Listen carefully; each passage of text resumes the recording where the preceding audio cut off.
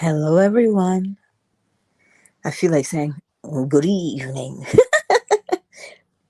We are reading from Neville Goddard's Your Faith is Your Fortune. And yes, this is a live reading. We are starting at chapter 18. That's where we left off last night. So I will just wait for a moment. And I'm going to go right back over here. So remember, your faith is your fortune. Chapter 18. The 12 Disciples. And when he had called unto him his 12 disciples, he gave them power against unclean spirits to cast them out, and to heal all manner of sickness and all manner of disease. Matthew 10, verse 1. The 12 disciples represent the 12 qualities of mind which can be controlled and disciplined by man. If disciplined, they will at all times obey the command of the one who has disciplined them. These 12 qualities in man are potentials of every mind. Undisciplined, their actions resemble more the actions of a mob than they do of a trained and disciplined army. All the storms and confusions that engulf man can be traced directly to these 12 ill-related characteristics of the human mind in its present slumbering state. Until they are awakened and disciplined, they will permit every rumor and sensuous emotion to move them. When these 12 are disciplined and brought under control, the one who accomplishes this control will say to them, "Hereafter I call you not slaves, but friends, Cyber." He knows that from that moment on, each acquired disciplined attribute of mind will befriend and protect him. The names of the 12 qualities reveal their natures. These names are not given to them until they are called to discipleship. They are Simon, who was later surnamed Peter; Andrew, James, John, Philip, Bartholomew, Thomas, Matthew, James the son of Alphaeus, Thaddeus, Simon the Canaanite, and Judas. The first disciple or quality of mind, Simon. The first quality to be called and disciplined is Simon, or the attribute of hearing. This faculty, when lifted to the level of a disciple, permits only such impressions to reach consciousness as those which his hearing has commanded him to let enter. No matter what the wisdom of man might suggest or the evidence of his senses convey, if such suggestions and ideas are not in keeping with that which he hears, he remains unmoved. This one has been instructed by his Lord and made to understand that every suggestion he permits to pass his gate will, on reaching his Lord and master his consciousness, leave its impression there, which impression must in time become an expression. The instruction to Simon is that he should permit only dignified and honorable visitors or impressions to enter the house or consciousness of his Lord. No mistake can be covered up or hidden from his master, for every expression of life tells his Lord whom he consciously or unconsciously entertained. Then Simon by his works proves himself to be a true and faithful disciple. Then he receives the surname of Peter, or the rock, the unmoved disciple, the one who cannot be bribed or coerced by any visitor. He is called by his Lord Simon Peter, the one who faithfully hears the commands of the Lord, and besides which commands he hears not. It is this Simon Peter who discovers the I am to be Christ, and for his discovery is given the keys to heaven. and is made the foundation stone upon which the temple of God rests. Buildings must have firm foundations, and only the disciplined hearing can, on learning that the I am is Christ, remain firm and unmoved in the knowledge that I am Christ, and beside me there is no other Savior. Second disciple or quality of mind, Andrew. The second quality to be called to discipleship is Andrew or courage. As the first quality, faith in oneself, is developed, it automatically calls into being its brother, courage. Faith in oneself, which asks no man's help, but quietly and alone appropriates the consciousness of the quality desired, and in spite of reason or the evidence of his senses to the contrary, continues faithful, patiently waiting in the knowledge that his unseen claim, if sustained, must be realized. Such faith develops a courage and strength of character that are beyond the wildest dreams of the undisciplined man whose faith is in things seen. The faith of the undisciplined man cannot really be called faith, for if the armies, medicines, or wisdom of man in which his faith is placed be taken from him, his faith and courage go with it. But from the disciplined one, the whole world could be taken, and yet he would remain faithful in the knowledge that the state of consciousness in which he abides must in due season embody itself. This courage is Peter's brother Andrew, the disciple, who knows what it is to dare to do and to be silent. Third and fourth disciples or qualities of mind, James and John. The next two, third and fourth, who are called, are also related. These are the brothers James and John. James, the just, the righteous judge, and his brother John, the beloved. Justice, to be wise, must be administered with love, ever turning the other cheek, and at all times returning good for evil, love for hate, non-violence for violence. The disciple James, symbol of a disciplined judgment, must, when raised to the high office of a supreme judge, be blindfolded that he may not be influenced by the flesh nor judge after the appearances of being. Disciplined judgment is administered by one who is not influenced by appearances. The one who has called these brothers to discipleship continues faithful to his command to hear only that which he has been commanded to hear, namely, the good, stepping with faith. The man who has this quality of his mind disciplined is incapable of hearing and accepting as true anything either of himself or another which does not on the hearing fill his heart with love. These two disciples or aspects of the mind are one and inseparable when awakened. Such a disciplined one forgives all men for being that which they are. He knows, as a wise judge, that every man perfectly expresses that which he is, as man conscious of being. He knows that upon the changeless foundation of consciousness, all manifestation rests, that changes of expression can be brought about only through changes of consciousness. With neither condemnation nor criticism, these disciplined qualities of the mind permit everyone to be that which he is.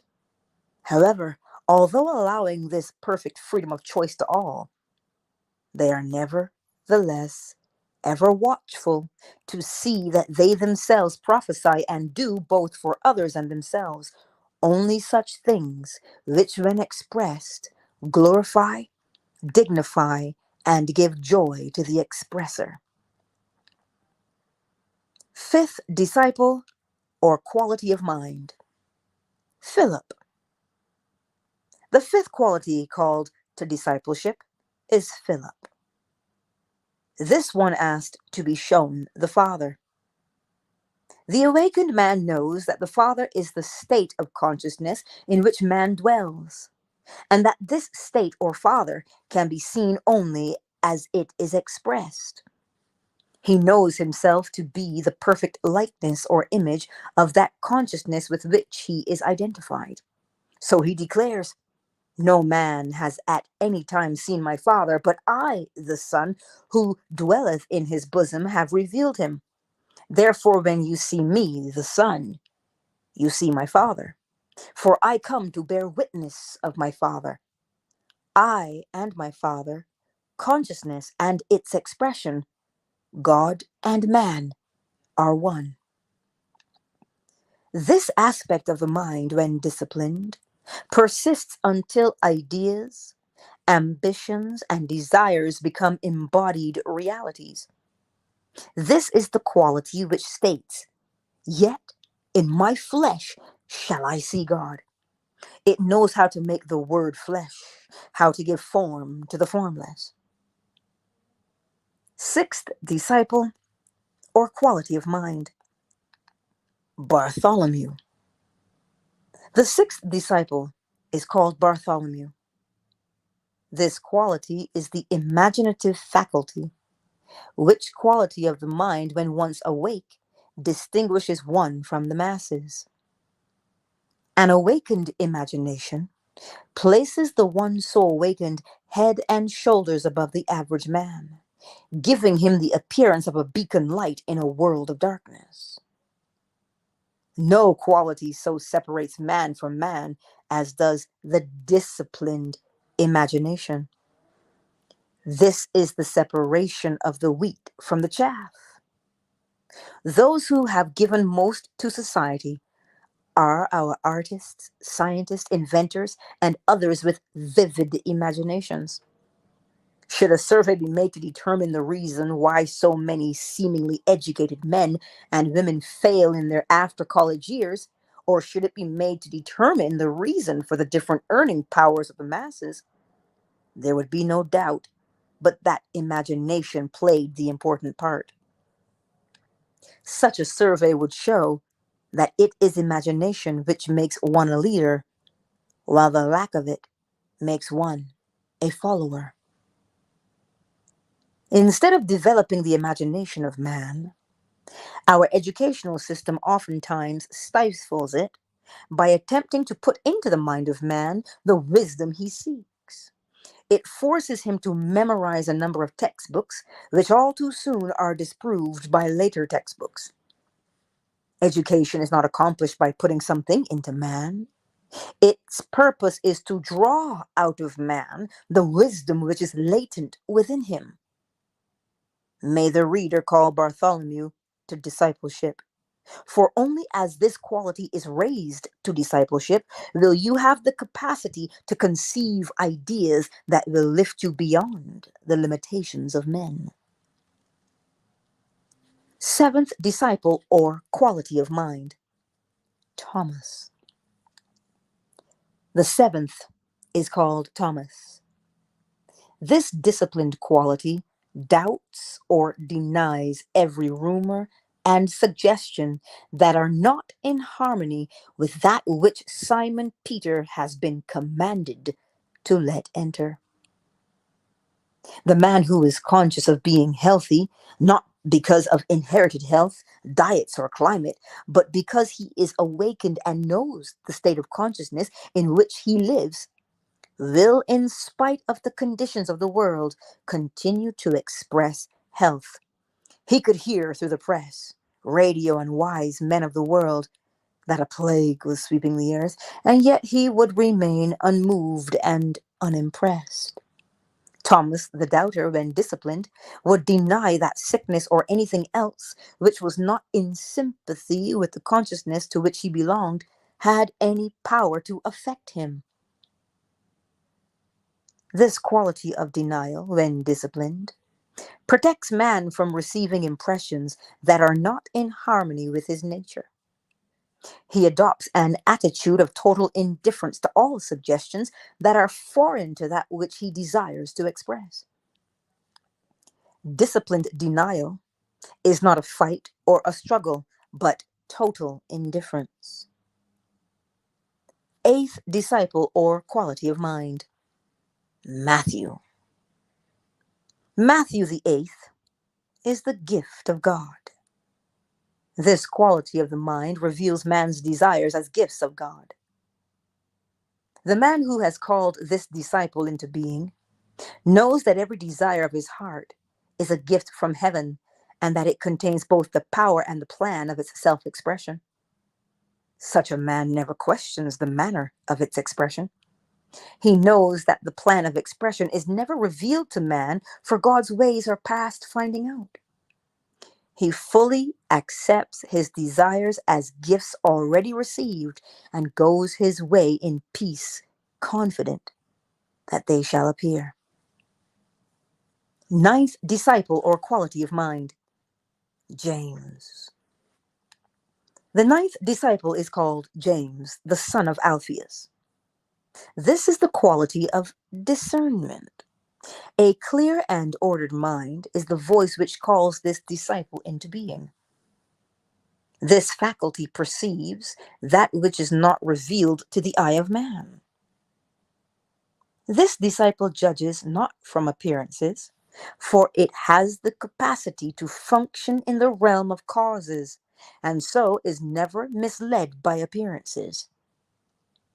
Clairvoyance is the faculty which is awakened when this quality is developed and disciplined.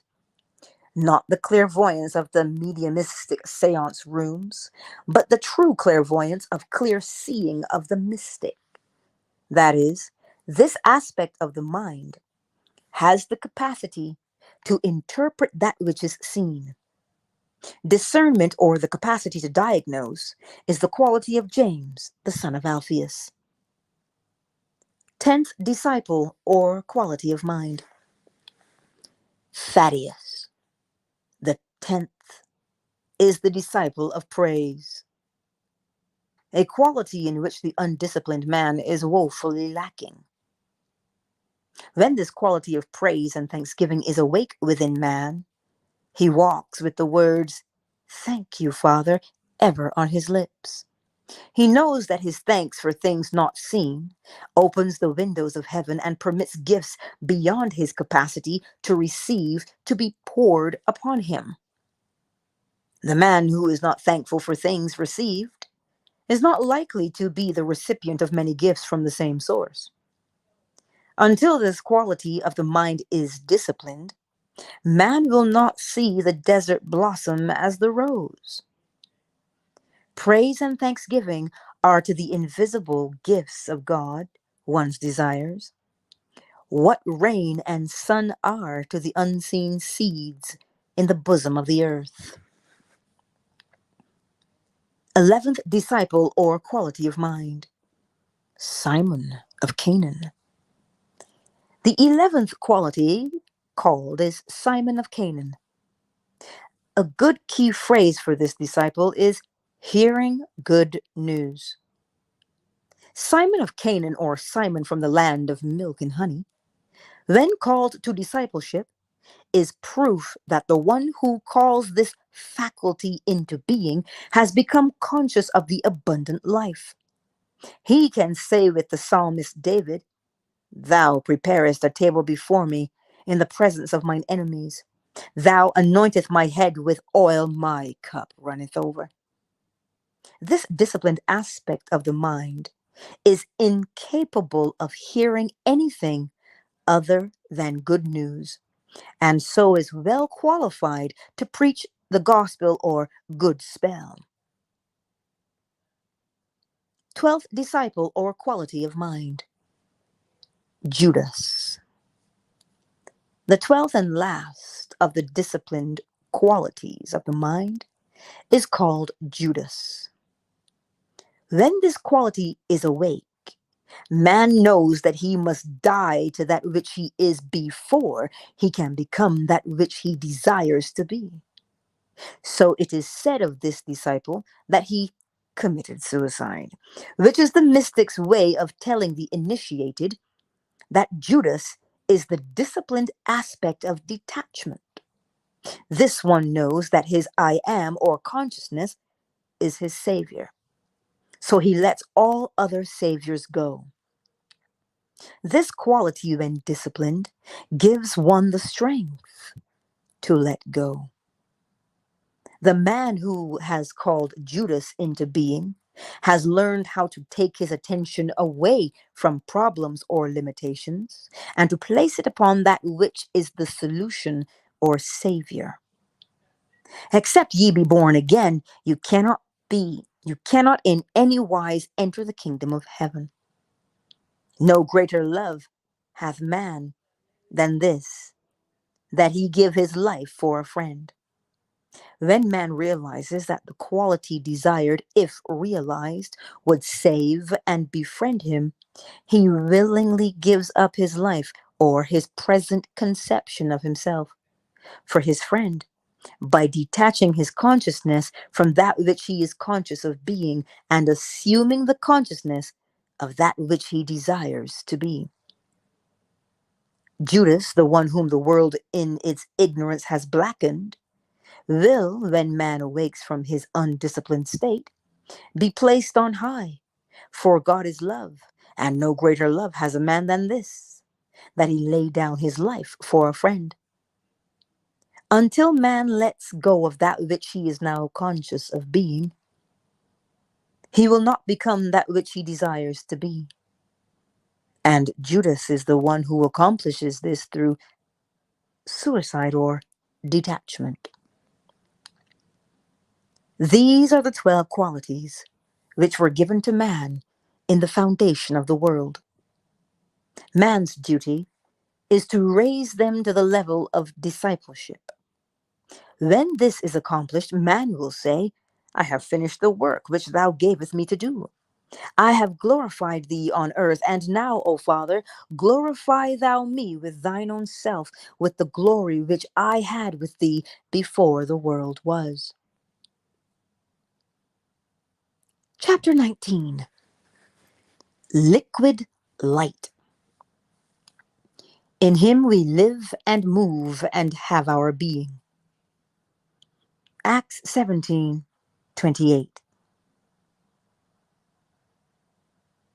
Psychically, this world appears as an ocean of light, containing within itself all things, including man, as pulsating bodies enveloped in liquid light. The biblical story of the flood is the state in which man lives. Man is actually inundated in an ocean of liquid light in which countless numbers of light beings move.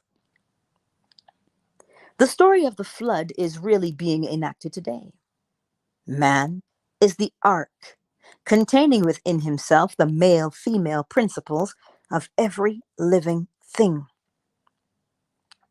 The dove or idea which is sent out to find dry land is man's attempt to embody his ideas. Man's ideas resemble birds in flight, like the dove in the story, returning to man without finding a place to rest. If man will not let such fruitless searches discourage him, one day the bird will return with a green sprig. After assuming the consciousness of the thing desired, he will be convinced that it is so, and he will feel and know that he is that which he has consciously appropriated, even though it is not yet confirmed by his senses. One day, man will become so identified with his conception that he will know it to be himself, and he will declare, I am. I am that which I desire to be. I am that. I am. He will find that as he does so, he will begin to embody his desire. The dove or desire will this time find dry land, thereby realizing the mystery of the Word made flesh. Everything in the world is a crystallization of this liquid light. I am the light of the world. Your awareness of being is the liquid light of the world, which crystallizes into the conceptions you have of yourself, Artorius the Great. Your unconditioned awareness of being first conceived itself in liquid light, which is the initial velocity of the universe. All things from the highest to the lowest vibrations or expressions of life are nothing more than the different vibrations of velocities of this initial velocity. Gold, silver, iron, wood, flesh, etc., are only different expressions or velocities of this one substance, liquid light. All things are crystallized liquid light. The differentiation of infinity of expression is caused by the conceiver's desire to know himself.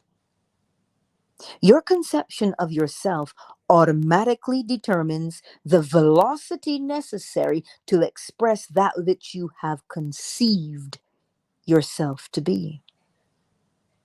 The world is an ocean of liquid light in countless different states of crystallization.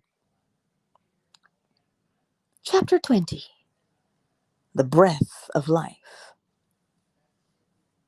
Then the Lord God formed man of dust from the ground and breathed into his nostrils the breath of life, and man became a living being. Genesis 2:7.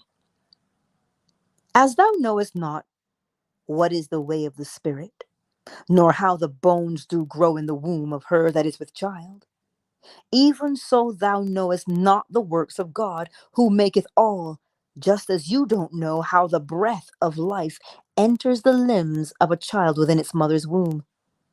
You also don't understand how God, who made everything, works. And it came to pass after these things, that the son of the woman, the mistress of the house, fell sick, and his sickness was so sore that there was no breath left in him.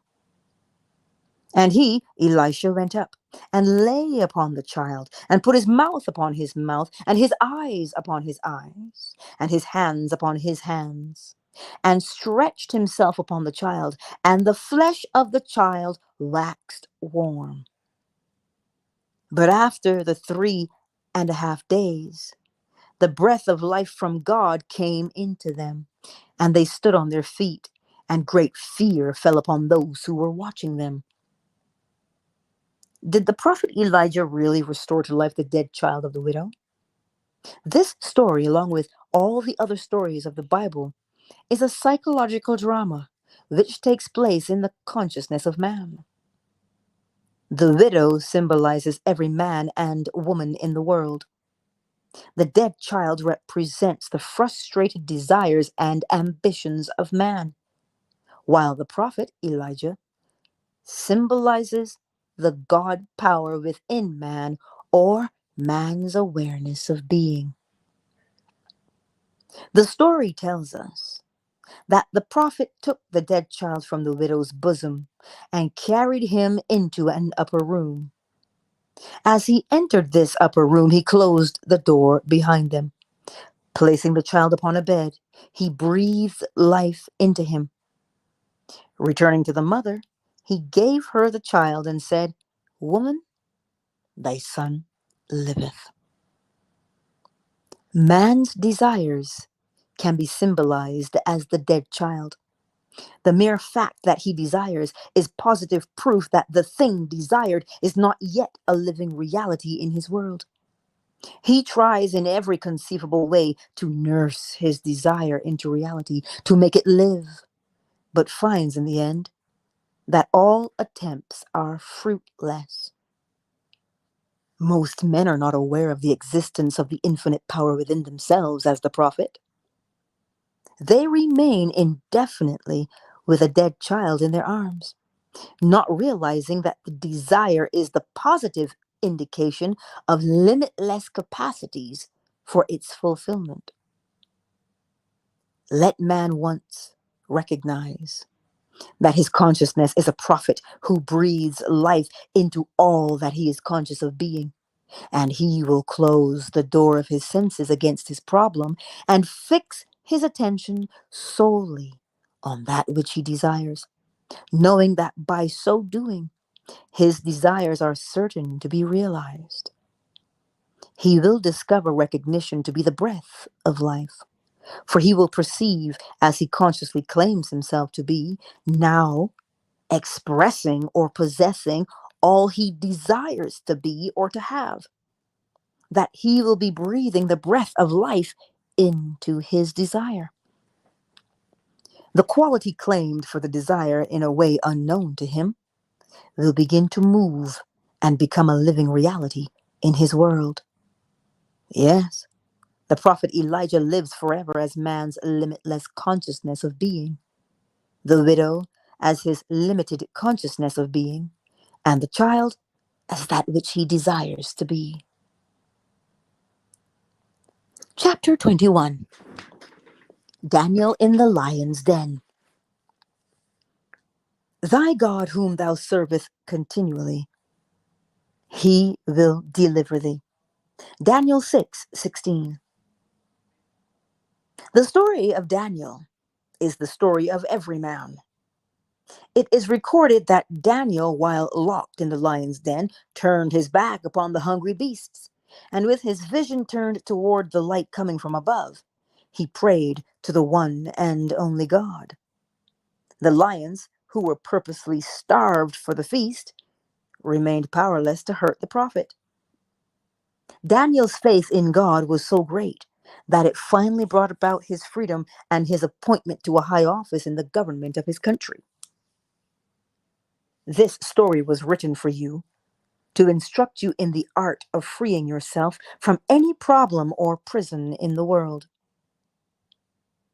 Most of us, on finding ourselves in the lion's den, would be concerned only with the lions.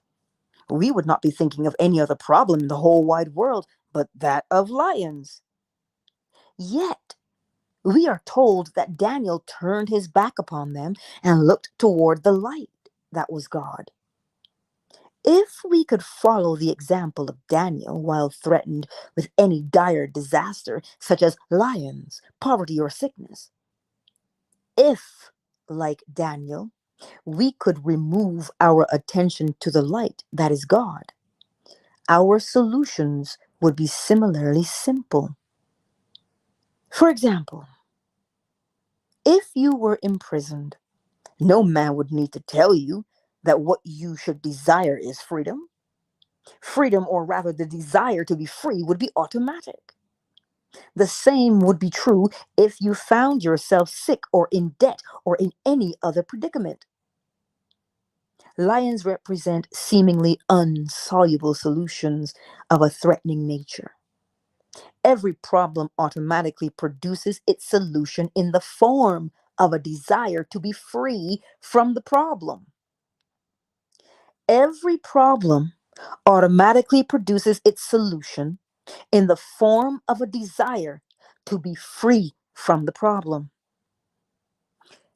Every problem automatically produces its solution in the form of a desire to be free from the problem. Therefore, turn your back upon your problem and focus your attention upon the desired solution by already feeling yourself to be that which you desire. Continue in this belief, and you will find that your prison wall will disappear as you begin to express that which you have become conscious of being. I have seen people, apparently hopelessly in debt, apply this principle, and in but a very short time, debts that were mountainous were removed. I have also seen those whom doctors had given up as incurable apply this principle, and in an incredibly short time, their so called incurable disease vanished and left no scar. Look upon your desires, Arturius the Great, as the spoken words of God, and every word of prophecy of that which you are capable of being. Do not question whether you are worthy or unworthy to realize these desires. Do not question whether you are worthy or unworthy to realize these desires. What are you going to do? Not question whether you are worthy or unworthy to realize these desires. Accept them. Accept them as they come to you. Give thanks for them as though they were gifts. Feel happy and grateful for having received such wonderful gifts. Then go your way in peace. Such simple acceptance of your desires is like the dropping of fertile seed into an ever-prepared soil.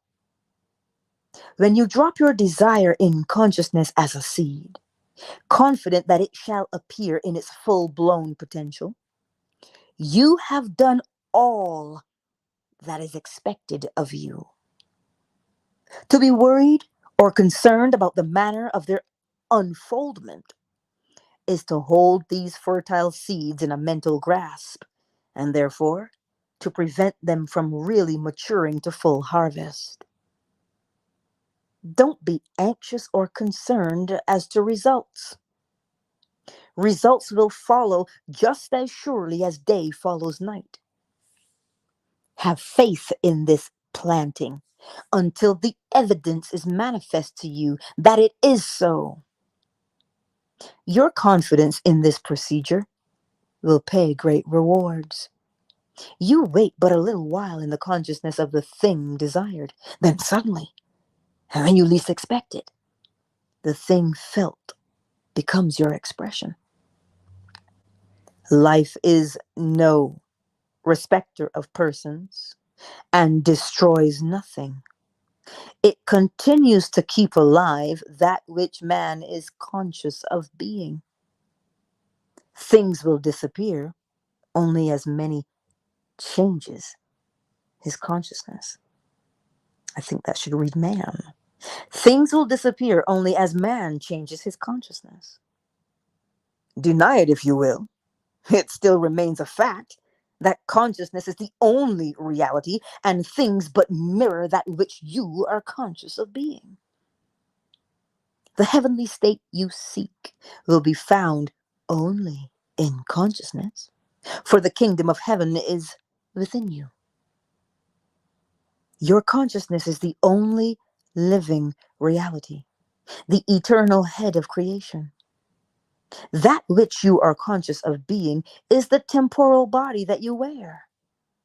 To turn your attention from that which you are aware of being is to decapitate that body. But just as a chicken or a snake continues to jump and throb for a while after its head has been removed, likewise, qualities and conditions appear to live for a while after your attention has been taken from them. Man, not knowing this law of consciousness, constantly gives thought to his previous habitual conditions, and through being attentive to them, places upon these dead bodies the eternal head of creation. Thereby he reanimates and resurrects them. You must leave these dead bodies alone and let the dead bury the dead. Man, having put his hand to the plow, that is, after assuming the consciousness of the quality desired, by looking back, can only defeat his fitness for the kingdom of heaven. As the will of heaven is ever done on earth, you are today in the heaven that you have established within yourself. For here on this very earth, your heaven reveals itself.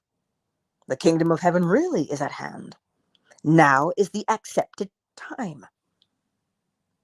So create a new heaven, enter into a new state of consciousness, and a new earth will appear. Chapter 22. Fishing. They went forth and entered into a ship, and that night they caught nothing. John 21:3. And he said unto them, Cast the net on the right side of the ship, and ye shall find.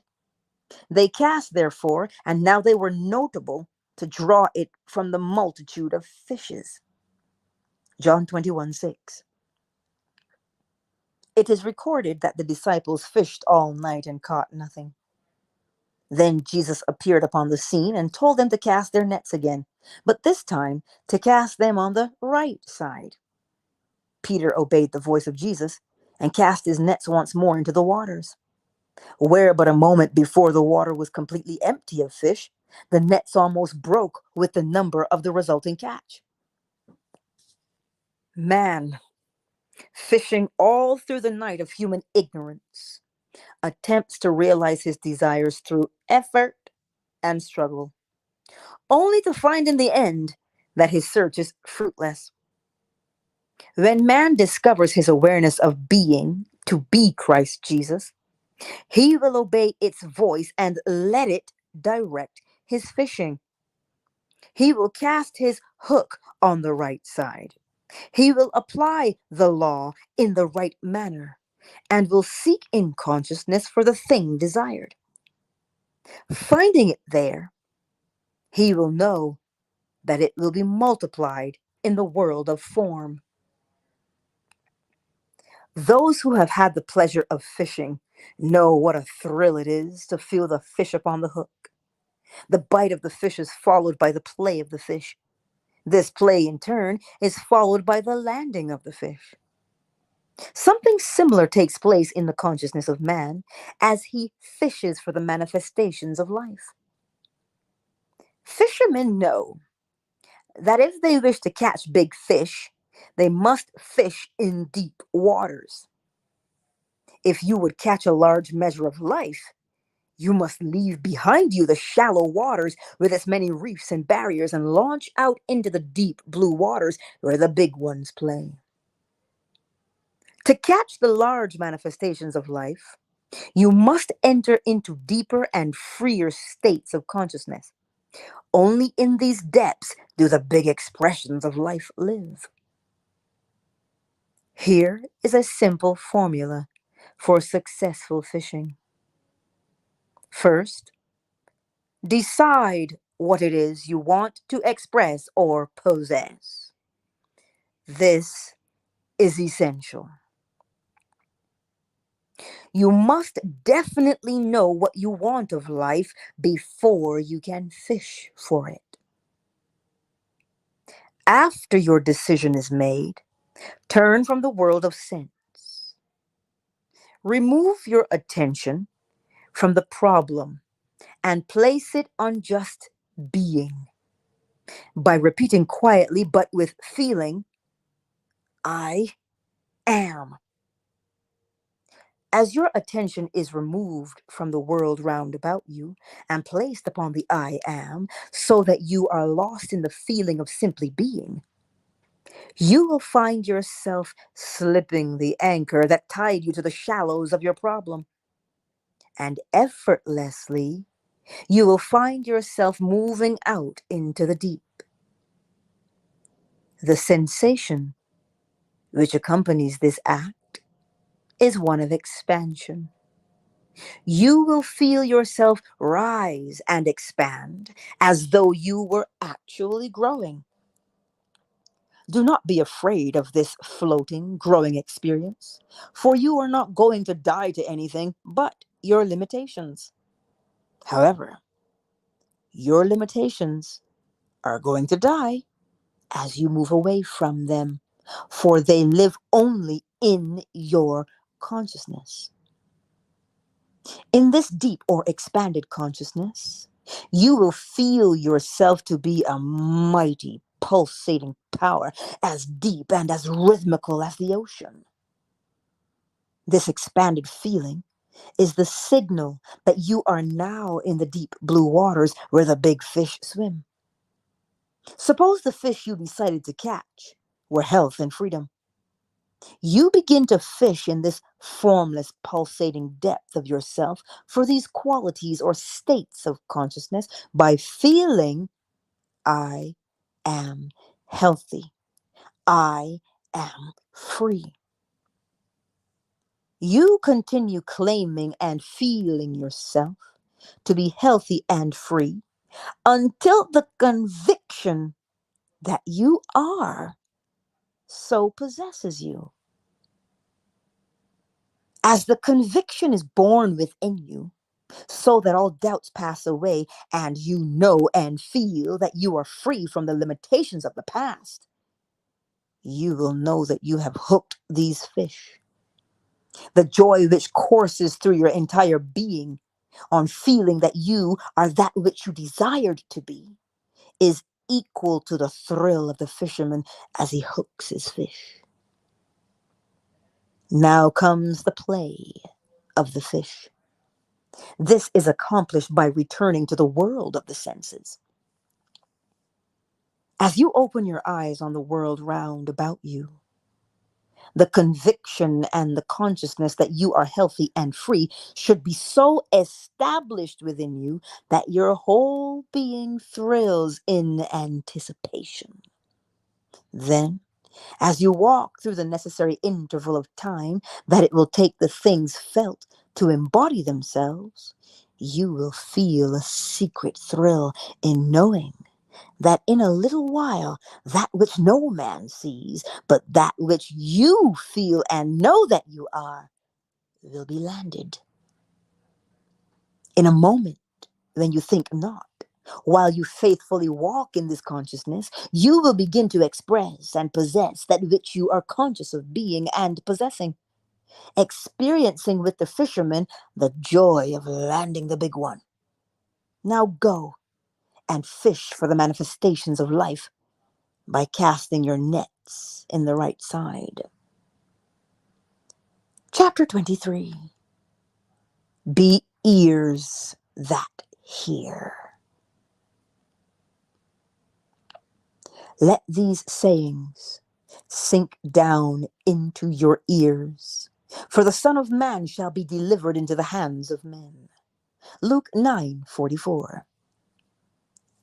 Be not as those who have eyes that see not, and ears that hear not. Let these revelations sink deep into your ears.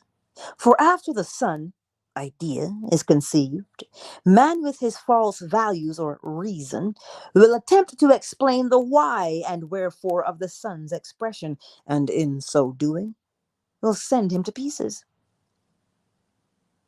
After men have agreed that a certain thing is humanly impossible and therefore cannot be done, let someone accomplish the impossible thing.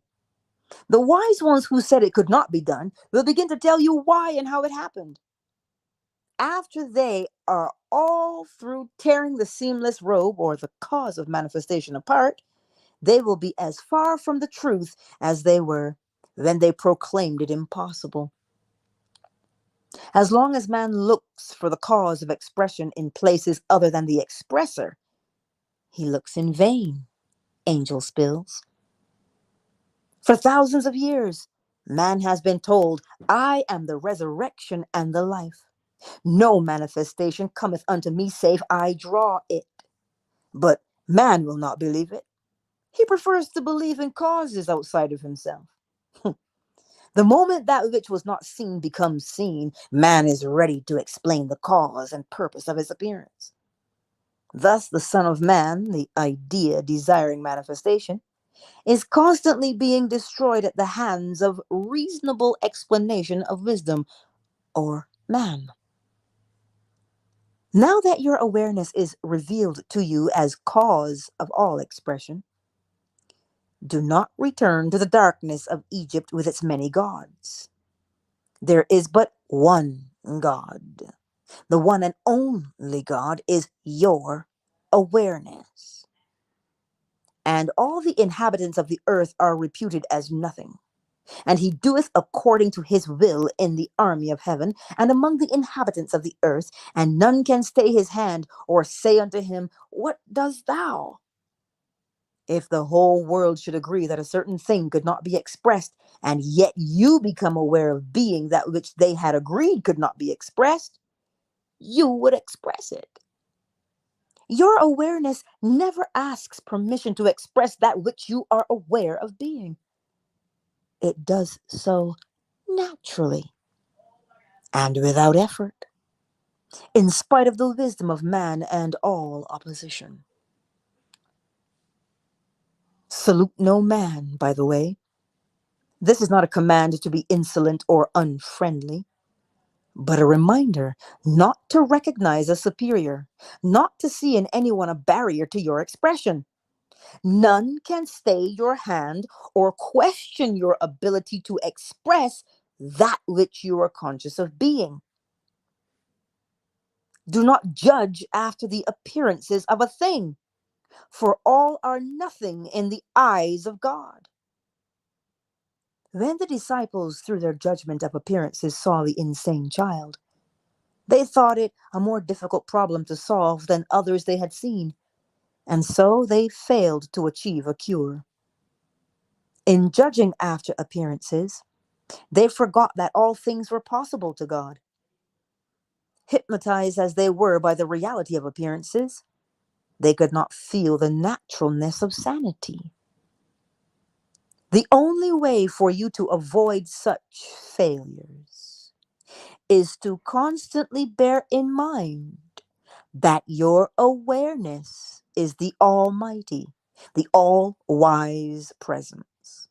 Without help, this unknown presence within you effortlessly outpictures that which you are aware of being. Be perfectly indifferent to the evidence of the senses, so that you may feel the naturalness of your desire, and your desire will be realized. Be perfectly indifferent to the evidence of the senses, so that you may feel the naturalness of your desire, and your desire will be realized. Be perfectly indifferent to the evidence of the senses, so that you may feel the naturalness of your desire, and your desire will be realized. Turn from appearances and feel the naturalness of that perfect perception within yourself, a quality never to be distrusted or doubted. Its understanding will never lead you astray. Your desire is the solution of your problem. As the desire is realized, the problem is dissolved. You cannot force anything outwardly by the mightiest effort of the will. You cannot force anything outwardly by the mightiest effort of the will. There is only one way you can command the things you want, and that is by assuming the consciousness of the things desired. There's a vast difference between feeling a thing and merely knowing it intellectually. What? There is a vast difference between feeling a thing and merely knowing it intellectually. You must accept, without reservation, the fact that by possessing or feeling a thing in consciousness, you have commanded the reality that causes it to come into existence in concrete form. You must be absolutely convinced of an unbroken connection between the invisible reality and its visible manifestation.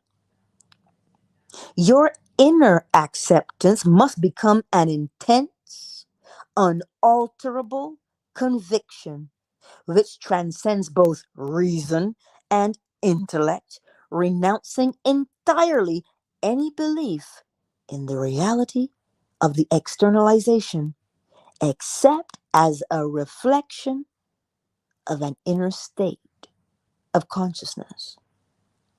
When you really understand and believe these things, You will have built up so profound a certainty that nothing can shake you. Your desires are the invisible realities, which respond only to the commands of God. God commands the invisible to appear by claiming himself to be the thing commanded. He made himself equal with God and found it not robbery to do the works of God. Now let this saying sink deep in your ear. Be conscious of being that which you want to appear. Be conscious of being that which you want to appear. Be conscious of being that which you want to appear. Chapter 24. Clairvoyance. We will end here tonight. Count of Monte Cristo. Having eyes, see ye not? And having ears, hear ye not? And do ye not remember?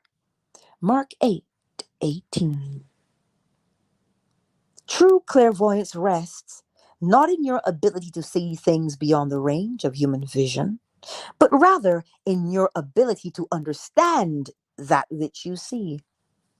A financial statement can be seen by anyone, but very few can read a financial statement.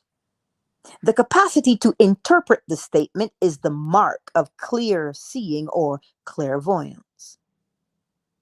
That every object, both animate and inanimate, is enveloped in a liquid light, which moves and pulsates with an energy far more radiant than the objects themselves. No one knows better than the author, but he also knows that the ability to see such auras is not equal to the ability to understand that which one sees in the world around about him. To illustrate this point, here is a story with which the whole world is familiar, yet only the true mystic or clairvoyant has ever really seen it. Oh, do tell me more. Synopsis. The story of Dumas, Count of Monte Cristo, is to the mystic and true clairvoyant the biography of every man. Edmond Dantes, a young sailor, finds the captain of his ship dead. Taking command of the ship in the midst of a storm-swept sea, he attempts to steer the ship into a safe anchorage. Commentary. Life itself is a storm-swept sea, with which man wrestles as he tries to steer himself into a haven of rest. On Dantes is a secret document which must be given to a man he does not know, but who will make himself known to the young sailor in due time. This document is a plan to set the Emperor Napoleon free from his prison on the Isle of Elba. Commentary. Within every man is the secret plan that will set free the mighty emperor within himself. As Dantes reaches port, three men, who by their flattery and praise have succeeded in worming their way into the good graces of the present king, fearing any change that would alter their positions in the government, have the young mariner arrested and committed to the catacombs. Commentary. Man, in his attempt to find security in this world, is misled by the false lights of greed, vanity, and power. Most men believe that fame, great wealth, or political power would secure them against the storms of life. So they seek to acquire these as the anchors of their life, only to find that in their search for these, they gradually lose the knowledge of their true being. If man places his faith in things other than himself, that in which his faith is placed will in time destroy him, at which time he will be as one imprisoned in confusion and despair. Here, in this tomb, Dantes is forgotten and left to rot. Many years pass. Then, one day, Dantes, who is by this time a living skeleton, hears a knock on his wall. Answering this knock, he hears the voice of one on the other side of the stone. In response to this voice, Dantes removes the stone and discovers an old priest who had been in prison so long that no one knows the reason for his imprisonment or the length of time he has been there. Commentary.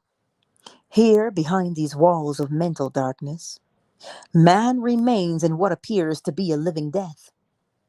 After years of disappointment, man turns from these false friends, and he discovers within himself the Ancient One, his awareness of being, who has been buried since the day he first believed himself to be man and forgot that he was God. Now, the old priest had spent many years digging his way out of this living tomb, only to discover that he had dug his way into Dantes's tomb. He then resigns himself to his fate and decides to find joy and freedom by instructing Dantes in all that he knows concerning the mysteries of life and to aid him to escape as well. Dantes at first is impatient to acquire all this information. But the old priest, with infinite patience, garnered through his long imprisonment, shows Dantes how unfit he is to receive this knowledge in his present unprepared, anxious mind. So, with philosophic calm, he slowly reveals to the young man the mysteries of life and time. Commentary. This revelation is so wonderful that when man first hears it, he wants to acquire it all at once. But he finds that after numberless years spent in the belief of being man, he has so completely forgotten his true identity that he is now incapable of absorbing this memory all at once. He also discovers that he can do so only in proportion to his letting go of all human values and opinions. As Dantes ripens under the old priest's instructions, the old man finds himself living more and more in the consciousness of Dantes. Finally, he imparts his last bit of wisdom to Dantes, making him competent to handle positions of trust. He then tells him of an inexhaustible treasure buried on the Isle of Monte Cristo. Commentary. As man drops these cherished human values, he absorbs more and more of the light, the old priest, until finally he becomes the light and knows himself to be the Ancient One. I am the light of the world. At this revelation, the walls of the catacomb which separated them from the ocean above cave in, crushing the old man to death. The guards, discovering the accident, sew the old priest's body into a sack and prepare to cast it out to sea. As they leave to get a stretcher, Dantes removes the body of the old priest and sews himself into the bag.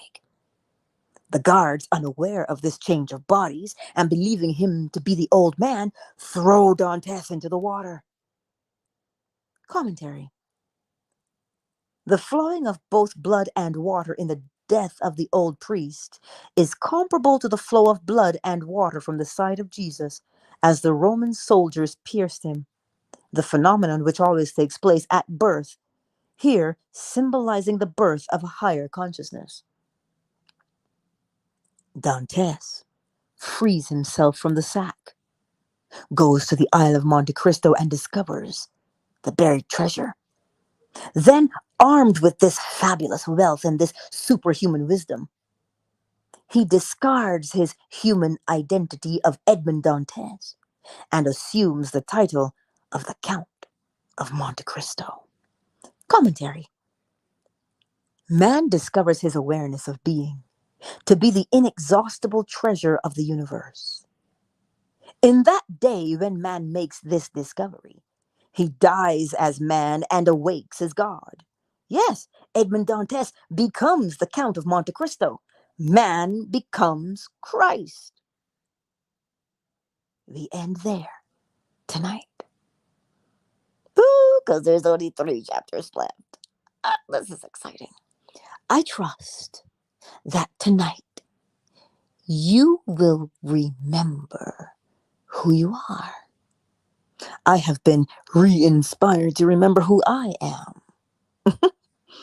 Because as we have discovered, life has its way of creating disillusionment when we forget that we are God, the one and only reality, consciousness. Oh, my word, I did enjoy that. Hey, Flo Smiles, and King General and Miss Deborah, hello, and welcome to the space as we end off there tonight. And tomorrow night, we will finish the book, Your Faith is Your Fortune. We'll finish it tomorrow night. I hope your curiosity is as piqued as mine is. And that as we rest tonight in sweet slumber, we will remember I am. As we lay there and we remember I am and we say it to ourselves, we'll begin to get a taste of the greatness of I am. Not just a taste, but the boldness, the confidence of I am. And thus we begin to live as that. Oh, Artorius, it was so good to see you. Angel Spills, it was good to see you too. Stepping with Faith, hey, Cyber. It was really good to see you all. Now, I don't know who's here on Facebook or Twitter, but I know that they're there. And so I thank each and every one of you for showing up tonight. And I trust that I'll see you in the morning at 7:30 a.m. Eastern Standard Time for morning inspiration. And then at 10:45 p.m. Eastern Standard Time for the conclusion of Your Faith is Your Fortune. And Monday, we'll start a new book. Faith comes by hearing. And so let us be doers of the word, shall we? Let us be doers. I will pull that up, Cyber. I'll pull that up right now to see if I have it. Gospel of Thomas. I know I have the Secret Book of John. I have that one, but I don't have the Gospel of Thomas. I don't have that one. But as you say, it is true. I trust tonight. What is it? Gurmanjam, welcome to the space. We have just actually concluded chapter 24 of Feeling. Why did I just tell you? Your faith is your fortune. I'm going to go back, and there's something here. Remember this. Your desire is the solution of your problem. As the desire is realized, the problem is dissolved. You cannot force anything outwardly by the mightiest effort of the will. There is only one way you can command the things you want, and that is by assuming the consciousness of the things desired. Hear him when he says, there is a vast difference between feeling a thing and merely knowing it intellectually. You can know anything intellectually because it's something you've learned somewhere, because you know it inside your brain. So he says the difference would be you must accept without reservation the fact that by possessing, feeling a thing into consciousness, you have commanded the reality that causes it to come into existence in concrete form. You must be absolutely convinced of an unbroken connection between the invisible reality and its visible manifestation. Your inner acceptance must become an intense, unalterable conviction which transcends both reason and intellect, renouncing entirely any belief in the reality of the externalization, except as a reflection of an inner state of consciousness. Rest in that tonight, my beautiful friends. Rest in that. Let me go see if I can find it now, Cyber. The Gospel of Thomas. All right, y'all. I love you. And I will see you soon. The Gospel of Thomas. Books. Oh, that's an enhanced version. Cyber, do you know who it's written by? Um,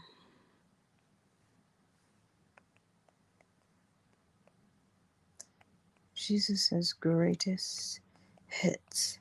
Because I just want to have it lined up. Um, yeah, I just want to. Oh, Cyber, thank you. Thank you. Oh, that is so greatly appreciated. He's sending it to me on Discord. Yay! Yes, thank you for that. It is greatly appreciated. Um,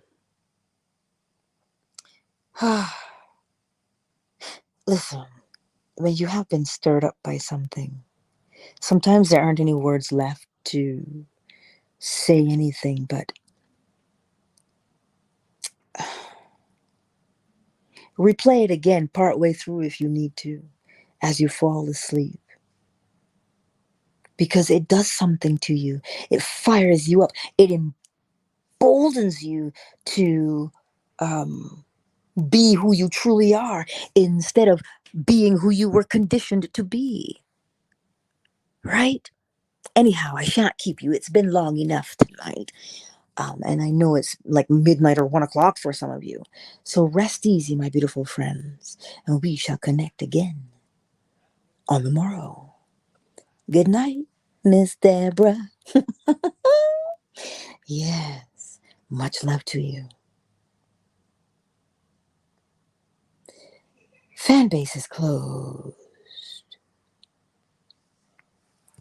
Thank you all for being here on Twitter, Facebook, and YouTube. We will conclude Your Faith is Your Fortune tomorrow. Thank you again, Cyber, for sending me the information, and Artorius, Angel Spills, and Stepping with Faith. Rest well, my beautiful friends, and I shall see you soon. Much love.